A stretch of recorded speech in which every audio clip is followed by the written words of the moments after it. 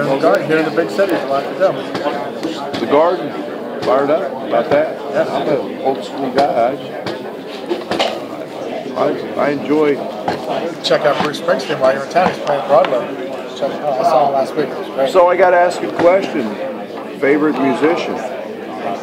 And I know he's not a New York guy, but I said Springsteen. I mean, that'd be close enough. I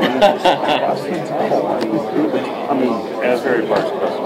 Yeah. We saw my wife and I were 6 feet from him last week in the front row of Broadway. It was cool. Just him, guitars, and a piano, acoustics. Yeah. that'd be awesome. He talked a lot about his father, his family, and the whole thing.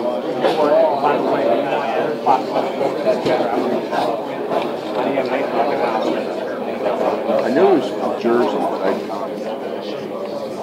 Close to what I was getting. Close to what I was getting.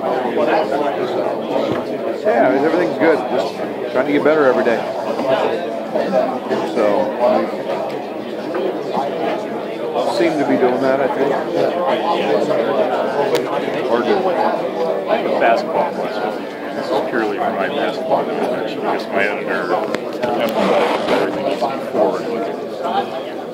I'm still trying to understand the Oklahoma State offense last year. How much of that was great schemes by Brandon? How much of that was Juwan Evans? How much of that was the third category?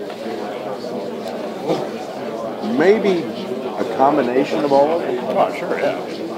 What's the correct? I think that when you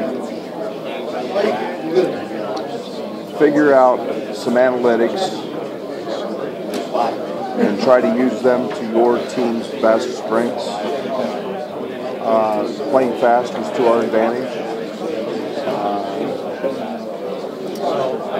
Throw in the fact that 76 to 80% of all shots missed go opposite, and we're going to rebound those.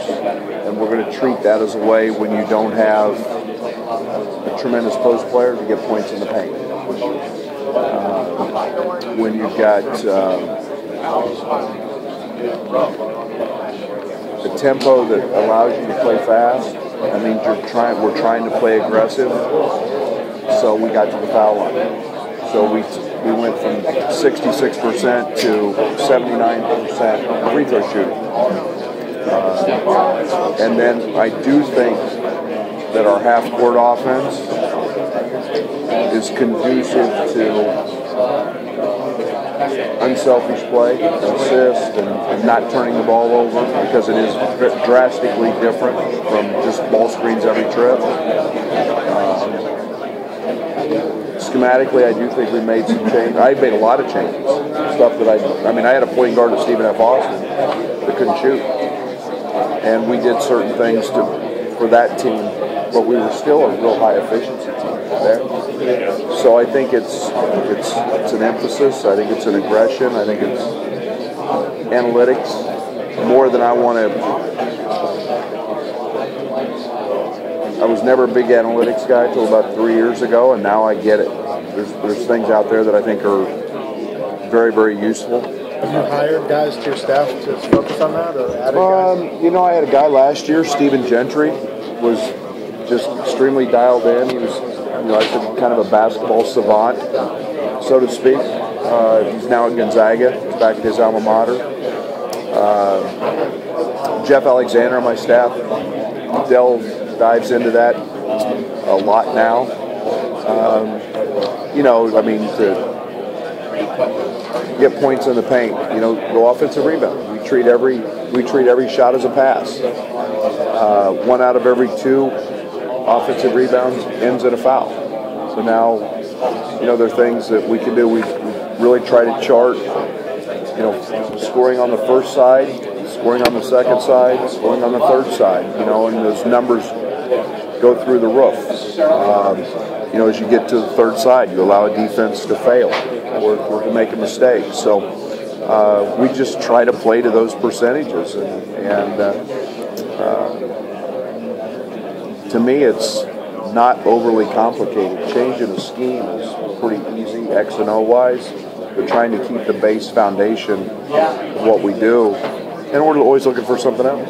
Based on the analytics now, better coach now?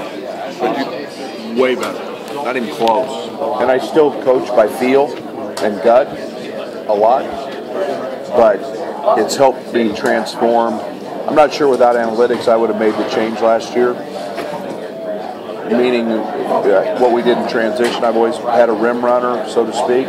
Last year I opened the floor up, made quite a few changes that way. What spurred you to know you wanted to get more into analytics? Everybody around you was doing winning. it, Winning. I think that we all look for.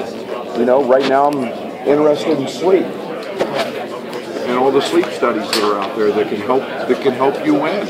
And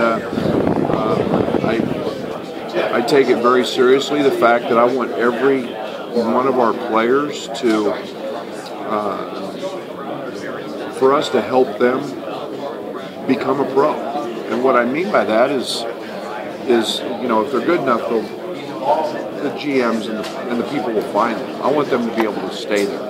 So I want them to understand, have every opportunity to understand weaknesses and how hard you have to work and train your body and nutrition or sleep or understand what synergy is. And when we show them that they don't go left very well, everybody else is seeing that too. So we use all of those guides to help these guys become better and take weaknesses and it all comes back to individual responsibility, yet it all helps in winning.